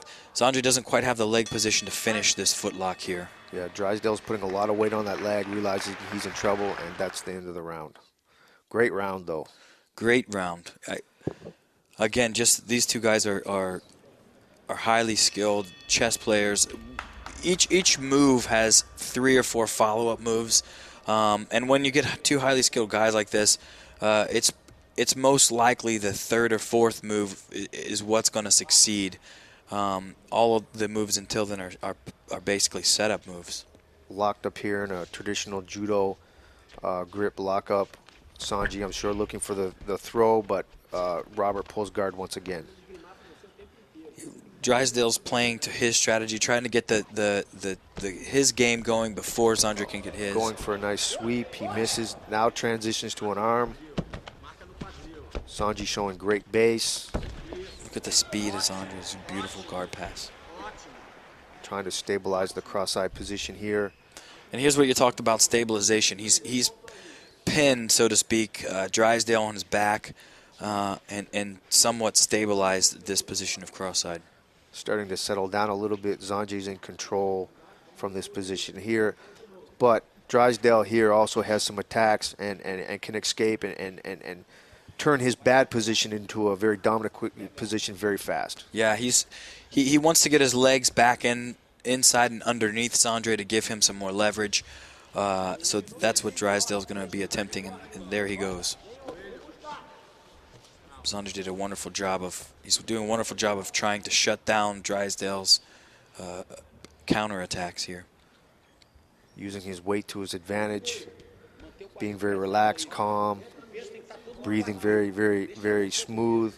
That's one thing about these competitors, you know, they train themselves to breathe, relax, you know, focus on their breath, stay calm. That's how they can compete at this high level for 10 minutes straight. It takes many, many years of training, and these guys are the best at it as it gets. Sanji stepping over, looking for the arm. Misses it. Drysdale's defending very, very well. Yeah, it's put Jandre right back in the half guard. And now Jandre's turning out of the half guard. And he looks like he's got an arm here. He's going to go for an arm. Oh, there it is. Beautiful arm lock by Sanji Ribeiro. Great arm lock from the half guard position. An unorthodox half guard pass that Sandro just did ended him in an arm. Yeah, it looks like he just pulled that out of nowhere. It was like they're scrambling, and then bang, he had that arm sunk.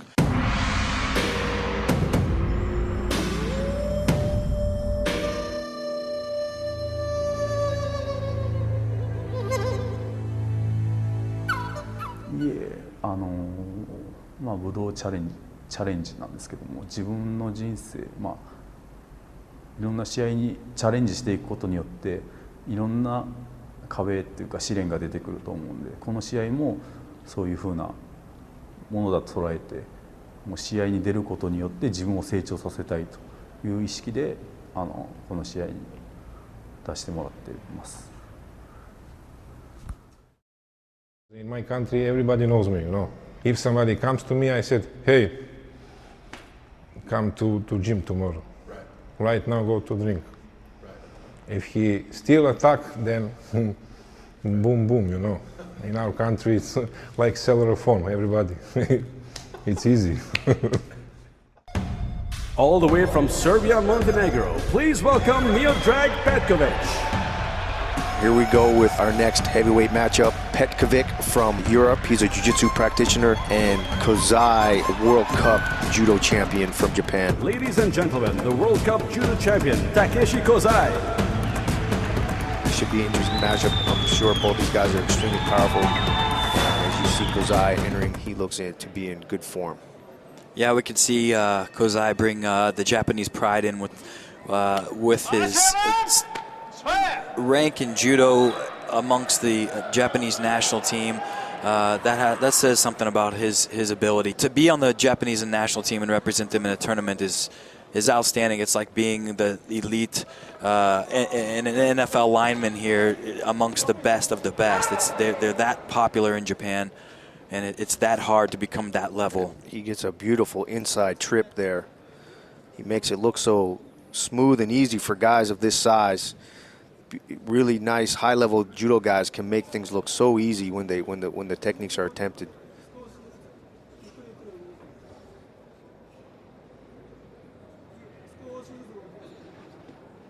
Petkovic's open guard.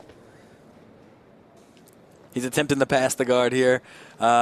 Maybe bring a knee in the middle, and now Petkovic's playing the open guard, and they're breaking the action, taking the match back to the middle. I guess the ref felt they're too close to the apron. And again, we'll see that time and time again. They get dragged back to the center so they can start the match in the exact same position. Be interesting to see here what Kozai does inside the guard. Guard is not a big position for judo, and some of the judo guys practice jiu-jitsu. Even though they compete in judo, they practice jiu-jitsu, but not all of them do. Some of them are very focused just on straight judo competition. Yeah, the difference here in the rules is that in judo, right now, they would already be back on their feet. They only allow a very short time on the ground. But in this tournament, in the Budo Challenge, they keep going. We want to see who's the best on the ground, so that the match is allowed to keep going. Either opponent here being very active at the moment. Seems like a kind of a stalemate. Petkovic is playing with an open guard. I'm sure that it's difficult to keep a closed guard on Kozai. He's very strong, has a good base, and has a lot of weight. Now he attempts to go. It was a nice pass. That was a beautiful pass. Some people call that a butterfly pass, when Kozai controls both of the pants with his hands and throws the legs to his left, and he passed to his right. Now he has an opportunity to possibly take Petkovic's back. Looks like he's having a little bit of trouble stabilizing the position. His head is trapped underneath. Petkovic looks like he's trying to set up for Kimura lock here. Yeah, he is, but I'm assuming Kozai is no stranger to the Kimura. It's used widely in judo as well as Brazilian Jiu-Jitsu.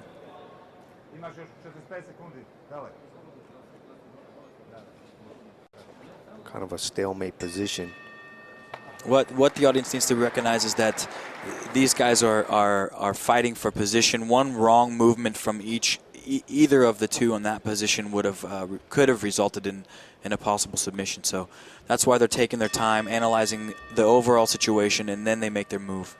Yeah, it seems like in a lot of the matches, some of the competitors are neutralize and stabilize position first, then attack.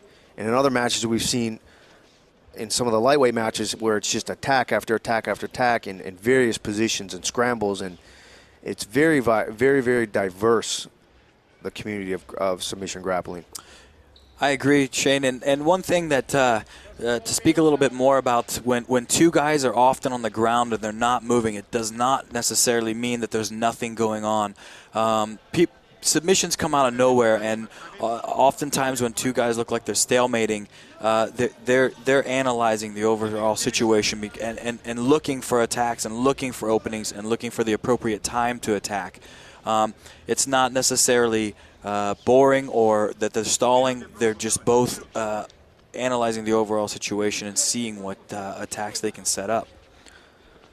I'm very surprised that Petkovic is battling Kozai here on his feet. Kozai being the very dominant judo guy here, but Petkovic seems to have a good base and taking his time and being very strategic in his attack. Yeah, he's doing well to neutralize so far with his head position. He's got an inside head position on Kozai, and he's trying to stay away from his hips away from Kozai, which is definitely holding off his takedown attempts.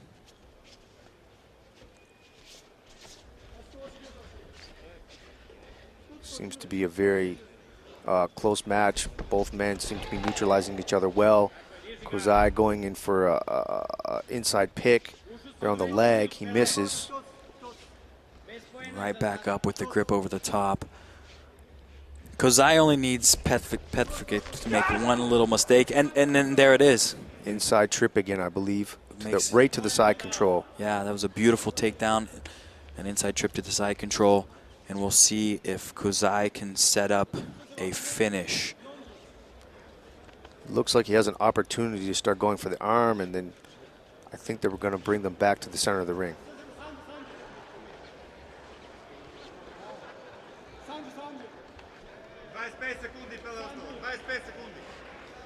Nice try on the bridge attempt.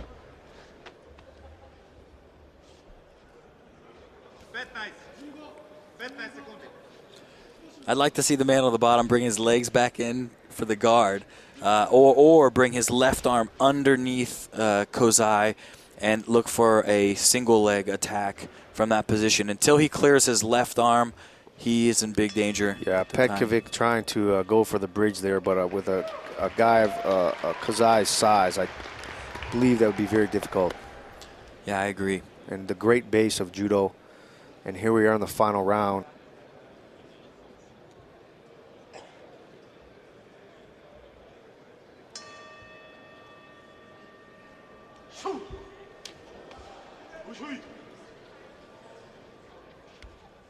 I'll look to establish grips, because I just tries to fake a double leg.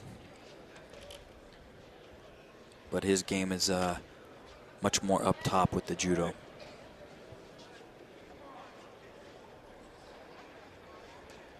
What Kozai is doing with his arms when he raises them up, he's just bringing his sleeves up a little bit, so it makes the grip much harder to get, makes his sleeves a little higher, and he's looking for a grip of his own here. All the little tricks that these guys have all play into the strategy. Absolutely. And if you notice how smart Kozai is, he's not really in any hurry. He's winning the match, and he just ate away about a little bit of the time, and now he's engaging in the grip war. Putting his weight on Petkovic. I'm sure at this point in the match, having that weight on you like that is wearing you out. And it looks like Kozai is just content to kind of wear Petkovic down and ride out this match. Yeah, I think so. He's keeping his legs free. He's on top of Petkovic. He's on top of the turtle position here, and doing a good job of just defending, staying neutral. and not being taken down. I'm a little surprised Kozai is not being more aggressive with his throws, but maybe he understands he has the lead and he doesn't want to risk giving his opponent anything. But here he goes with a great another inside trip. He's a beautiful inside trip.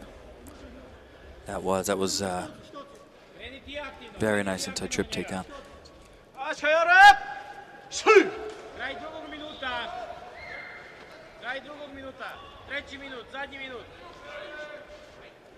Here we have some unusual grips. Pekovic going with a cross grip, which is usually a little risky in judo. Tries a double leg shot, but just stunted by Kozai. Oh, Kozai with another throw. He didn't establish his position. Now he's just putting his weight on Pekovic, who's trying to go for the single leg. Yeah, I believe he's gonna ride out the clock here.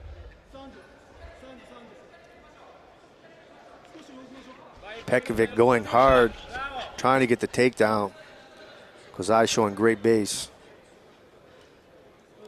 He's countered well. Kozai's holding the ankle and keeping his balance there. His right hand down beneath the leg, keeping his balance, and looks to me like he seems to be very confident in this position here. And that is the end of the match. Very strategical match between two very heavy, strong guys. And Kozai comes out on top with those beautiful judo takedowns. Absolutely, played great strategy and won the match.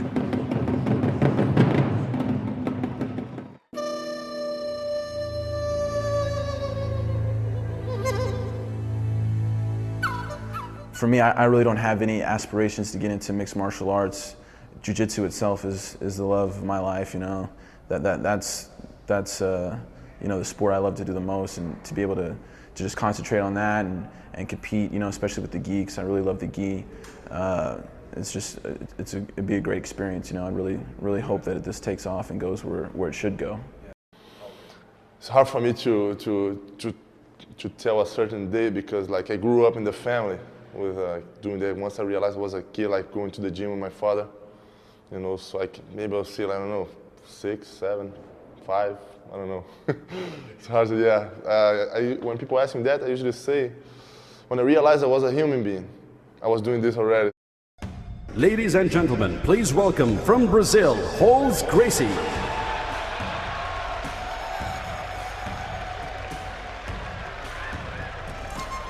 Here we have Hollis Gracie Jr., the legendary Hollis Gracie's son, versus Rafael Lovato. Ladies and gentlemen, please welcome the Pan American champion, Rafael Lovato Jr. Hollis coming back to competition after a couple-year layoff. He's making his way from Hensel Gracie's Academy in New York City. And Rafael Lovato, one of the best American competitors today, right, Shun?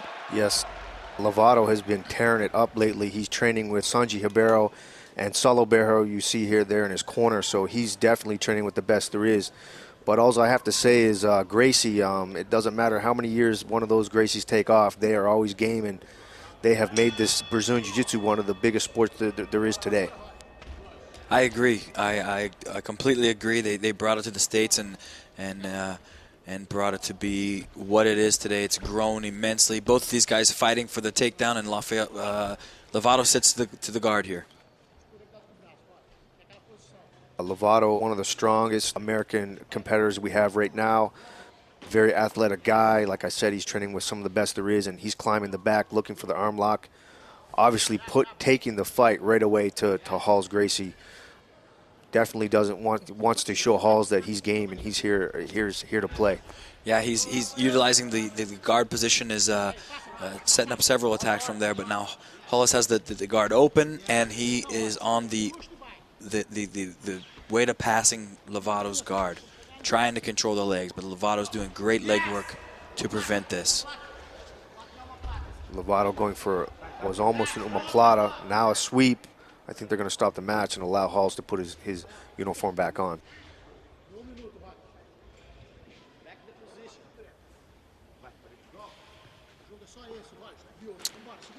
Starting again back on the feet. We'll see these guys grip fight, see if Lovato, well, now it's Hollis that sits to use his guard. Hall's pulling his guard. Lovato trying to pass. Lovato pushing that foot down. He's going to try to push the foot down and step around or bring his knee through the middle. Now he goes to the other side. And he's almost passed, and Halls reverses the position, almost has a takedown. Lovato holding on. Beautiful reversal, and now that was an excellent nice sweep by Lovato. Counter by Lovato. Both guys countered each other, but Lovato ends up on top inside Hollis's closed guard. Some amazing transition for guys of this size. Both of these gentlemen are 200-plus pounds, and they're moving like a couple of lightweights here. Yeah, it's at the highest level. Even the big guys move like little guys. It's amazing to see the agility and athleticism of two big guys moving like they're weightless. Lovato drops in for another pass, but Halls gets to the knees and turns into a takedown attempt. Almost gets a takedown. He's looking there for that single leg. Lovato looking to counter with an Uchimata perhaps. With the belt grip there, single legs become difficult. But Hollis does a great job of putting him on his back. Gets him down. But once again, folks, the emphasis of the Budo Challenge is the submission attempts. So although Halls is controlling and got a beautiful takedown, he has to do something with his position. Yeah, and this is what we just saw there is the competitors were dragged back to the center in the exact same position. That way they get to work to see actually who's the best. It doesn't just get stood up from a neutral position. They get brought back to the center in the exact same position and allowed to work there. Fairly close match so far. We see the determination on Lovato's face.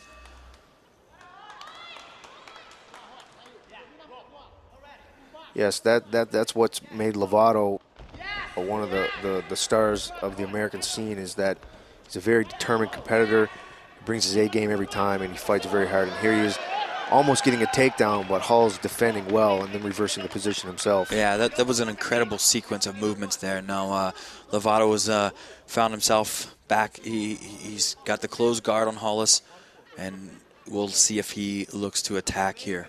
And Hollis will look to pass.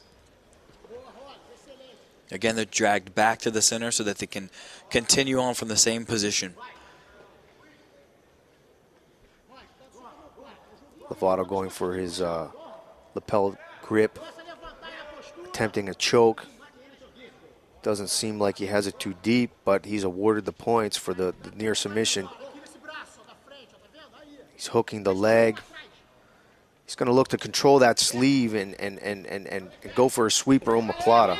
Yeah, he's setting up an omoplata. Hollis tries a leg lock, but Lovato gets the omoplata out of it, which is a shoulder lock attack from the closed guard position. Now he does have Halls in trouble in this position. This is very deep. Big trouble. A lot of pressure on the shoulder. Hall's trying to roll out of it. If he can roll, he'll relieve the pressure on his shoulder. Yeah, but he's still in great danger here. Lovato has a good attack. Now he's out. He's able to reverse the position, get out. And here we are in an upside down guard. This very unorthodox position. It's a very unorthodox position, but this is used to attack the feet generally. Used to for Hollis to try to attack Lovato's foot in a foot lock. And he's going. That's exactly what he's doing. He's going right for the ankle. Lovato's defending well. He is. We look for Hollis to come to the top position and Lovato to untie the feet and keep Hollis's arm inside of Lovato's legs here. The audience watching this may look like an unusual position, but both these athletes know exactly what they're doing, exactly what they're going for. Yes, they've both been here many times in training, and that's the actual goal in training, to put yourself in as many different positions as you can. So when you get to the highest level of tournaments, you're not surprised by anything. And Lovato frees himself from the guard and is in a very solid side control position. He's getting the head control. He's grabbing the gi. Now he's up on the knee on the belly, and he's attempting a choke. He's got the lapel, and he's going for cross choke here on Hollis, and that's on tight. Now he switches to the Bravo choke. There's a collar choke from the back. This is a very tight choke here. And he gets the submission. Wow, big win for Lovato. That's a huge win for Rafael Lovato.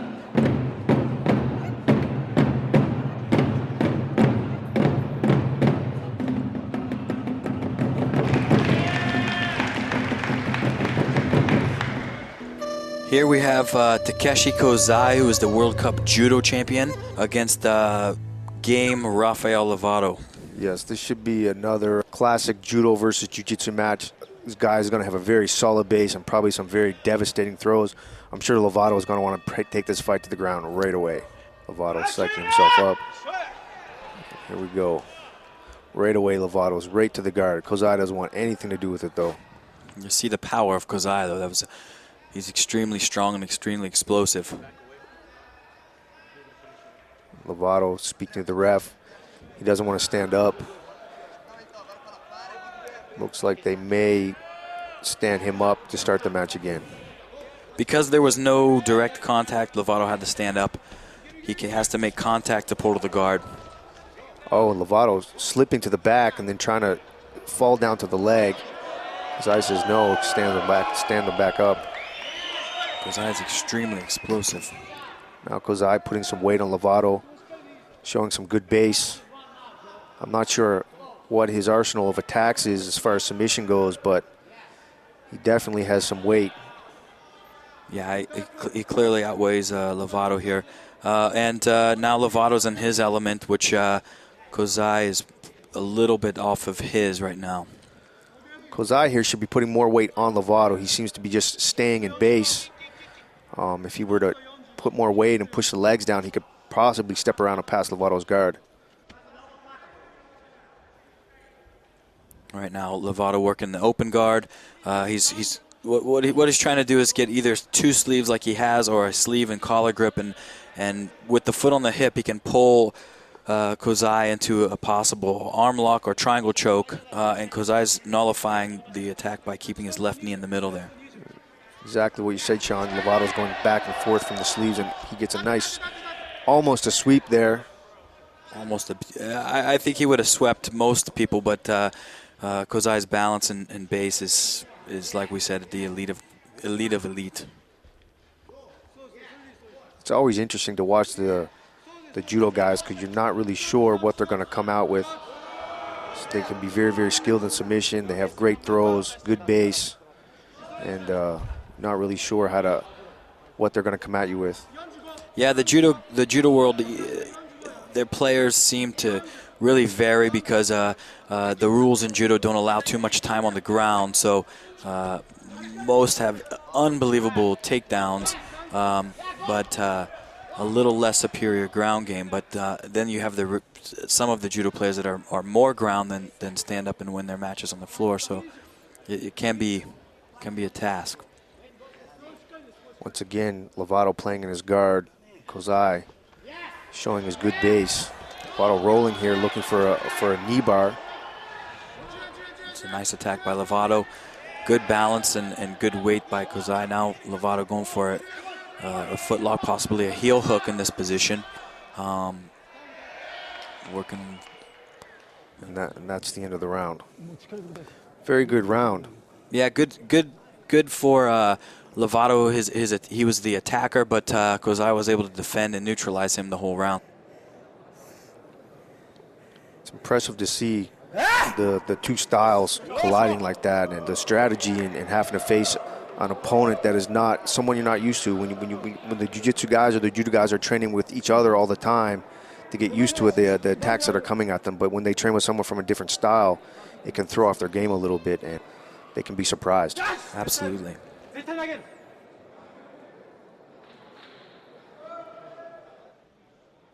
We're seeing time and time again the guard position and how effective the guard position is and how hard it is to get around the guard. We're seeing how it can be used as a position of superiority on the bottom. Not only in sport, but as well as in the street. And here Lovato gets almost an arm drag. He's all over Kozai here. Now he's on his back, right from a bottom position, right to the back. He's in very good control. He looks like he's going to dig in here for a collar choke. But Kozai's staying tight. He's not letting him get his hands in around his neck. He's defending well, but he's in some severe danger here. Lovato on the back control. Lovato very aggressively going after this choke. You can see it almost looks like he's striking him, but he's just trying to jam his hand down in there to get a hold of the collar. Kozai is just tucking his face in and using his hands so he can't get in and get a grip or get under his throat.